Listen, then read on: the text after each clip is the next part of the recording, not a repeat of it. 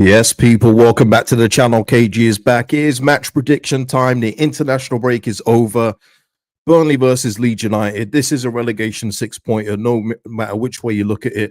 Huge game for both teams. Burnley will be looking at it as an opportunity to get 3 points and get closer to Leeds United. Leeds United will be looking at it as an opportunity to pull away even further from the bottom three. Who's going to take all 3 points? Or maybe it will be a draw. We'll see. We'll get into it now in terms of team lineups, who you'd select, and score predictions will come at the end. But before I continue, people, please like the content. Please like the video. It's free to do. Helps out the channel immensely. Big up to Parrot House and Ringo. Thank you for the super thanks on the last video, guys. Much appreciated. And big up for that support. And listen, big up to every single member of the channel. That support really does.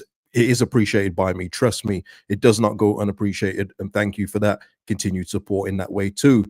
What's going on? Johnny in the house. What's good, Johnny? Yes, KG, I can't lie. I'm so shook. Who would have thought we'd be nervous about a game against Burnley? I never foresaw that when we got promoted, but here we are. And Trev here saying, hi, KG, big game coming. Anything can happen. Win, lose, or draw. Impossible to predict. Yeah, and it shouldn't be. It shouldn't be, but it is. It's crazy, isn't it? It's crazy. Annabelle in the house. What's going on, Annabelle? If we can't beat Burnley, then who will we beat? I agree, it's a must-win game. I don't care how early it is in the season. Look at December fixtures. Yeah, it's mad. It's mad. Jet, what's going on, Jet? Finally catching you live again. Big game ahead. Kind of scared given Farker's comments. Well, look, let's get into it because Scott Parker did speak as well. Sean's going for 3 points tomorrow. We'll get into score predictions a bit later on. But Scott Parker was speaking as well. He spoke yesterday, and I watched his pre-match press conference. And by the way, his was only 10 minutes. You know, Daniel Farker might want to take some notes because I've been watching people's press conferences, people, and unless it's like an Adam who's like fighting for his job, or as you've seen today, Pastor Koglu, these press conferences are no longer than 10 minutes. I don't know why ours is only like half an hour, 40 minutes. But yeah, Scott Parker was, I mean, he did say that this is an important game.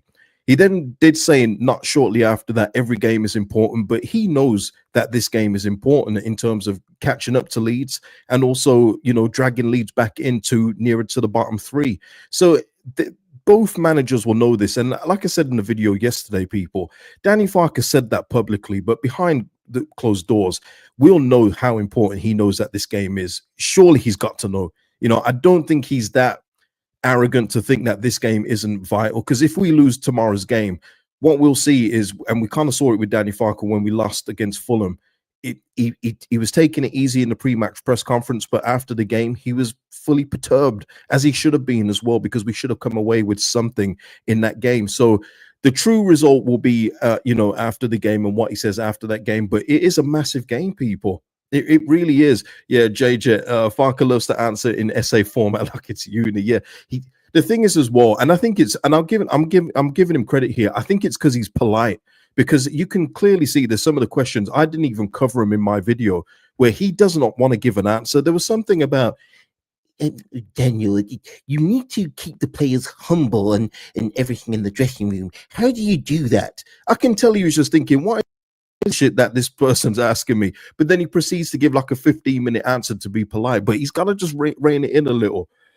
Gary here saying here, lose tomorrow, we could be in the bottom three if other results go against us. Yeah, listen, we don't even want to think about that. But this is, I'm not just saying this for clickbait in the title. This is going to be a tough game, people. When you look at the teams, and Scott Parker said there, just want to get this quote here. Leeds, a very good side. They have a lot of quality and a real intensity in their play. There are some small changes compared to last season, but on the whole, we're going to see a similar challenge to the one we faced last season. And I take that a couple of ways. We have changed the kind of style that we're playing, because we do not have as much of the ball as we did last season, which I think is pretty obvious. But I think he's also talking about player personnel. When he looks at the team that Leeds United are going to put out, it's pretty much similar to the team we had last year. So for me, he's kind of saying, well, Leeds didn't really change up all that much. You know, it's pretty much the same team we saw last season. So yeah, I took it in that way. And Scott Parker, gotta say, when Scott Parker's not your manager, he sounds really good, doesn't he? He knows how to talk the talk. He almost got me like, man, Scott Parker, he must be a good manager, you know. But he speaks really well. I will say that. But what I will say in terms of the two teams, and what I want to just say in defense of Burnley, is that even though they're in the bottom three at this point with 4 points and we're on 8, they've had, you know, people keep talking about the fixture list. they've had the toughest fixtures and the toughest start. And for them to be on 4 points and only 4 behind us at this stage is pretty impressive. You know, obviously they had a tough opening against Tottenham. They then beat Sunderland, who I felt Sunderland took them lightly, and I likened it to the game where Luton Town were on a good run, and then Sheffield United came to town. I think Luton took the game far too easily, and then they lost the game, and then you saw what happened to Luton Town. But Sunderland didn't turn up, and Burnley did, and they won that game. They had a close one with Man United. I think Steve got 2 own goals in that one. Close one against Liverpool, a point against Forest. Obviously, Man City did what Man City did, and then they've, you know, last game they lost 2-1 against Villa, who have now ascended the table. So Burnley have actually been doing pretty well. And what I want to say is, in terms of the in the teams, there isn't a lot between us. And for me, I'm not going to keep on going on about the transfer window. It's boring now, I guess, but it's very damning that we are not too far away from Burnley's quality in their team. And when you look at the team that started against Villa, Florentino Luis is a brilliant loan signing for them. He would probably be the equivalent of our Stack, if anything. Jaden Anthony, I'm sure a few people want to say something about him, but he's done okay. He's done pretty well to start the season. And of course, we know Carl Walker, Steve, and you know, and they've got Dubravka. And even when you look at Dubravka, people, that's a common theme in this game. We're both teams in the Premier League, and check it, we're both going to be starting Newcastle's cast-offs. Can you believe that? When you deep it, they've got Dubravka as their number one. At this point in time, Cardalo will be starting the game. So we got like 35-year-old and 36-year-olds manning our goals, and they're literally Newcastle's third and fourth choices. It's crazy, isn't it? And it just kind of shows you why the two teams will probably be where they end up at the end of the season.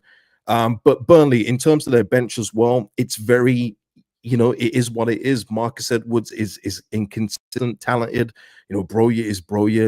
I don't rate him. Joe Worrell is championship, but we're no better. You know, this was our bench after the last game, just to remind people. You know, Joe Peru, is he going to get an opportunity? We got Harrison, Justin, Bonal, Gruev. You know, it's not much better. We're not in that much better state than Burnley. I would say our squads are pretty similar, which again is damning for me. Sean saying, yeah, they got some experience for sure. Yeah, Scott Parker, he mentioned it in his press conference as well, in terms of the differences between the 3 promoted sides, and it's about doing things differently from what had happened the past 2 years in the Premier League. And you can see that with all 3 teams. Sunderland have obviously got more quality in their team than us and Burnley, but you can see with the way Burnley have approached games, you know, they lost against Man City that way. We lost against Arsenal that way. That will happen. Of course it will. But you can see with how we've approached the games in terms of tactical wise, that we're trying to be a bit smarter, play to our strengths a bit more in this tough league, and in comparison to what we've got talent wise. So yeah, I'll say J Racer, no slipping coming like when Manos slipped. Yeah, well, Noah Okafor is a question mark for this one, J Racer, which is scary for me. Scary. Ryan is also saying here, I think we have to win this one with West Ham next week. Yeah, imagine if we can get 6 points from these 2 games, and it should be possible. It should be possible with the way it is. If we don't, I'm very interested to see why we didn't achieve 6 points. Because also, when I look at the table, people, I've said it before and I'll say it again, even with our recruitment situation, there is no better year to survive in the Premier League than this season. There is no better season. Sunderland will probably do it. I think they will quite comfortably, actually. But there is no better season than for a couple of these teams that have probably taken their foot off the gas over the last couple of years, because the teams that have come up have been so atrocious that there's a way of skipping over them. You're seeing what's happening with West Ham. They've appointed Nuno. They've looked better. They have. But they've got a protest plan for their next game, which is not ideal. You know, the fans are going to be protest. Shout out to Dan Potts. He's going to be one of them, I think. You know, you're looking at Forest now. Today, he is on Ange. They've got Chelsea next. If they don't win that one, they could be looking at a possible managerial replacement again, and that could be Sean Dyche or Brendan Rodgers coming in, which will obviously give them a whole new outlook as well. I said once Forest appointed Ange, it could be sticky for them, and it has been as well. Brentford, for me, are still in and around it. So there is so much scope to stay up, but games like this is where you get 3 points and put a marker down. Jason here, what are we saying here? He's out for at least a week. Fabrizio tweeted it. Let me go there, because I tell you what, Jason, you might be right, because he either speaks to Noah or his brother or his agent, because they do put Fabrizio does put out. Oh God, you're right. Shout out to you, Jason. Damn, you were right, Jason. He is out. So Noah Okafor will miss the game because Fabrizio is in contact. I remember when Noah scored his first goal and Fabrizio tweeted out, Noah happy with Leeds and Leeds are happy with Noah and everything. It's like he scored one goal. Let's simmer down. But okay, so Okafor is out. Oh my Lord. So because I did see a debate going on of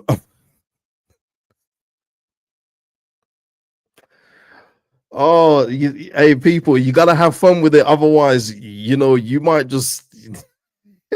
I saw a debate because we've got James and Nonto out. Well, James is not ready to start per Farker. Who starts on the right, Harrison or Aronson? Well, it looks like we're getting both. So I'm going to change that in my lineup as well. We're going to do that. We're going to do.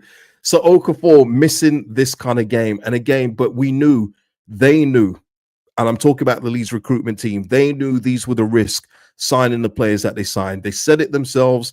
We know that they're injury prone, but we trust our medical team. Well, we're going to miss Okafor for this one. That's huge because he literally is the only one that can do something out of nothing for this team. Ah, man, that's gutting. That's gutting. James here saying no. James on the plane saying here 4-4-2 Gray in Peru. You know what the joke with that one is though, James? I do agree with the 4-4-2, but I think Harry Gray's injured too.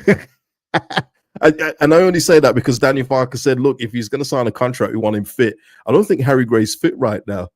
Little Sparrow, hard to believe 3 of the 4 wingers out. It's not though when you consider him, because for me, Dan James has teetered over into that injury prone category for me. But he'll make the bench. He'll make the bench, people. Yeah. James, just remember that now. Yeah. Jay Racer saying here, supporters trust needs to call out Blunderwood. They won't know. They won't until they see a big enough backlash against it again. They won't say anything. I don't know what the role is of the supporters trust. I'll be real with you. They all seem to do something after an event's happened. But yeah, for me, I'll stay with it. I'm not going to change my mind after the summer we've had. We need a new recruitment team. Can't be going into the next January transfer window looking at the players that they're looking at. Absolutely not now. Please get them out. But, I don't think that's going to happen. But yeah, so Noah Okafor, that's massive. I didn't even see that. But shout out to I can't even remember who it was. But shout out to one of my members who just let me know this. That's gutting. That's absolutely gutting. So I mean, God. So let's get into a team prediction. Wow, Johnny, we knew it was going to be a battle though. That's the thing as well. And look, during the international break, things go quiet. But I've said on a video, and I wanted people's responses, and I did get a few. But I wanted to get the feeling, because I get the feeling from people's comments and from messages I get on Instagram that people are just not. I feel like people are going through the motions with this season at this point, especially after the window closed. Things like this don't help. Things like this really don't help. Harrison and Brendan miserable. Well, look, let's go into what I would do. And I'll go into what I think Daniel possibly will do. But obviously, we know it's Darlow in goal.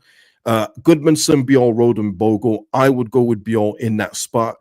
Does he take out Strauch after a few indifferent performances? This is when he has to. This is the kind of game where players get peed off when they don't get a chance to perform. We saw it many times in the championship where we could have had loads of players coming in for out of form players, and it just didn't happen because he just kept playing his trusted lieutenants. This is the perfect opportunity to do so. There is a possibility that this will happen, because he did mention when talking about Lucas Perry not working with the bulk of the defensive midfield. He didn't say Strauch. He did say Goodmanson, Bjorn, Roden, Bogle. I don't know if he misspoke or just missed out Strauch by mistake. Don't know. But for me, this has to be the back four going in for tomorrow. Let's see what they can do together. Let's see what we can do.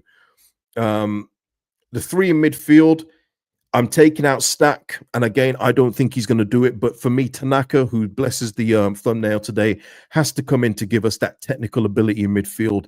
The midfield has been much of the same with the three that we've got. Longstaff, out of nowhere, has made himself an important player, and I think he was recently our Player of the Month. So shout out to him. But you know, with his set piece taken, which has been good, he needs to make better decisions in the final third for me. But in terms of set pieces, he is our best set piece taker. So, and with the work he does defensively as well, he's in the midfield. I cannot believe I'm saying this, people. I would never thought I would say this, but as I always say, when the information changes, you change your opinion. And Longstaff at this point stays in midfield. Stack for me has been far too inconsistent. And Tanaka definitely deserves more of a run at this level, not over on the right wing, but in central midfield. Give him a chance to operate there. He does the defensive work that Daniel likes, but he can give us that little bit in the attacking third as well. Let's see what he can do in the midfield against Burnley, people. Against Burnley. All right.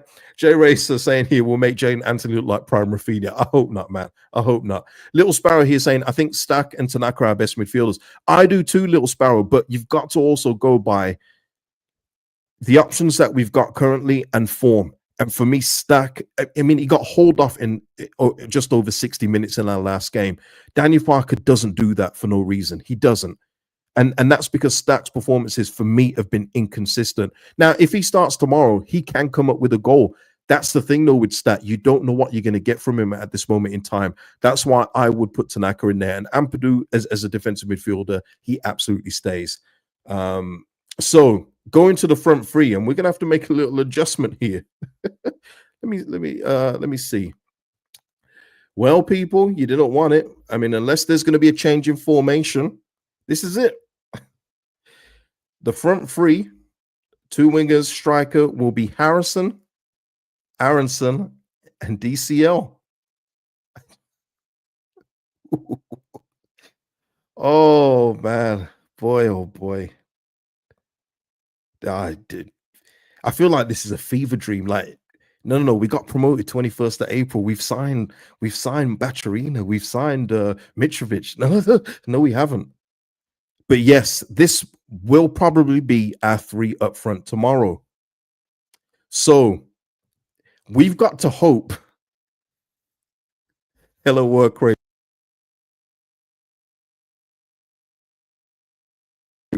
We've got to hope this clicks tomorrow, people.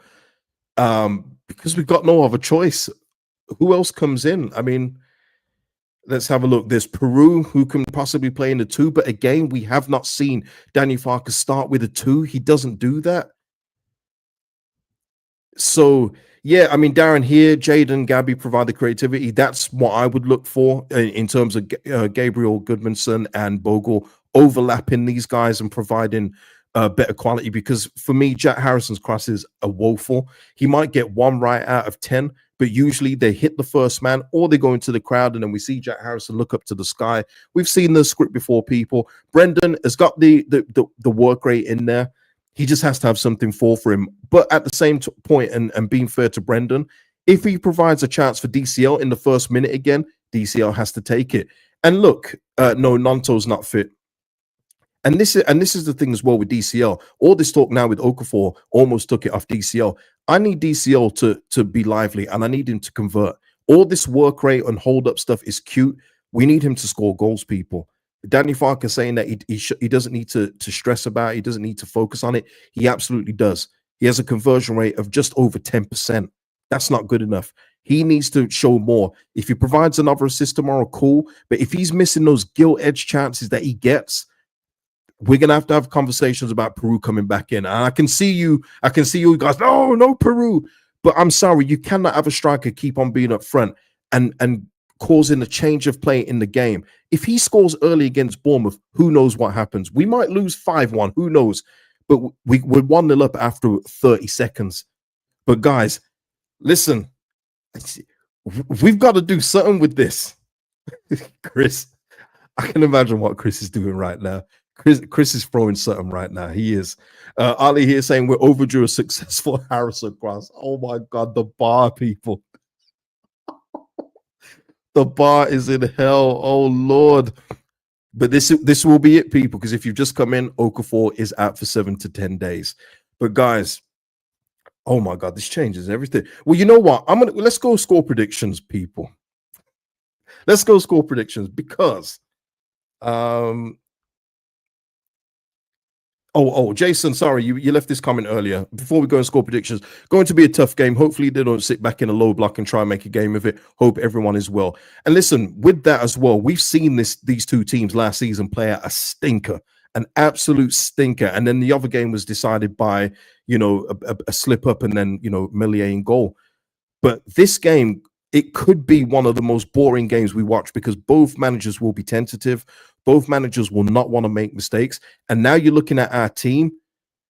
Boy, we're going to have to work real hard for this, real hard. But I'm going to go with a score prediction, people. And this isn't head, heart, nothing like that. This is necessity. We need to win this game. So I'm going to go with a 2-0 Leeds win.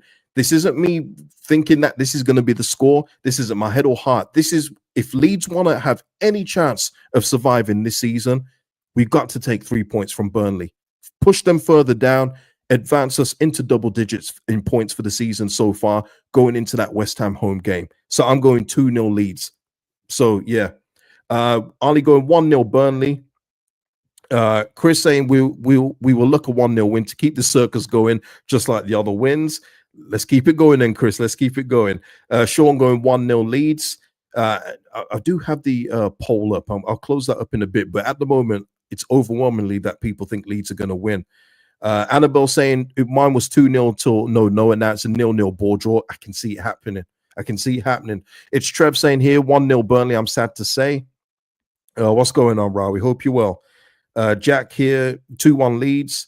Sean going Aronson goal. I'll take it, Sean. Someone's got to score. Somebody's got to score, right?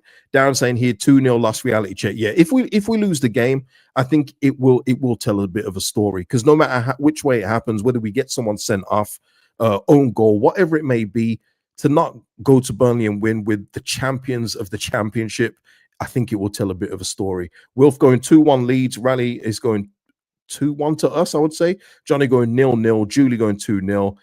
St. Helens going for Calvert-Lewin early hat trick. Would love that. And Vanilla Coffee's hoping for a 0-0. John here saying, can we do Peru and DCL with a stack Tanaka, Amps, and Aronson in a midfield four? I mean, John, there's so many things that you can do with this group, and there's different ways of utilizing them. Because I think you're probably going with them with Goodmanson and Bogle being your creative width, right? But we've not seen any evidence of that, John. I'm afraid to say I think it's unlikely. I think it's going to be something like this, and I think Tanaka will probably be benched again. I think it will be Stack, Ampadu, Longstaff again, and I think this will be the front three. So, yeah. Riley saying Harrison hat trick of why I don't know. Me either, but I'll take it, Riley. I will. Little Sparrow going 0-0 snooze fest. But yeah, right. So yeah, this is it, people. So this is the preview. That has been the preview, I should say. Please like the video. I've got the video up already for the match reaction. So if you want to join me and talk about the game after tomorrow, put the reminder on, like the video, and we'll speak about the result. Hopefully it is a positive one. You know, like I say, it's not going to be easy. Burnley are looking at us the same way, and without injuries as well, they're probably looking at us as probably a home banker. We've got to go there and do something very, very different. They've been tough so far, so please, Leeds, do something, man. But yeah, the lineup stinks. I'm not gonna lie. I'll never lie to you. The lineup stinks. Okay, people. But yeah, I will be back tomorrow. Join me then. See you in the next one. Peace out.